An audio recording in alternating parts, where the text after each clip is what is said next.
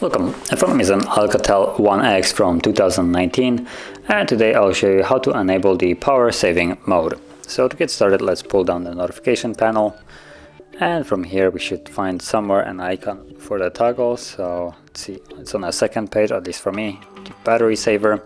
So all you need to do is just tap on it, and there we go. So basically what we'll do is reduce the brightness of the display, as obviously you can see here. But also it will reduce, for instance, the time it takes apps in the background to be killed off. So if you go into recent apps, normally you can go back to them and they don't have any load time, but with this, basically after a certain amount of time they get killed off to preserve the battery. And also, if you get notifications, stuff like that, that will be delivered in bulk. So for instance, if you're using WhatsApp, you won't be getting notifications whenever they're being sent to you, that you will be getting them more in like bulk, so all sent together from different users at the same time.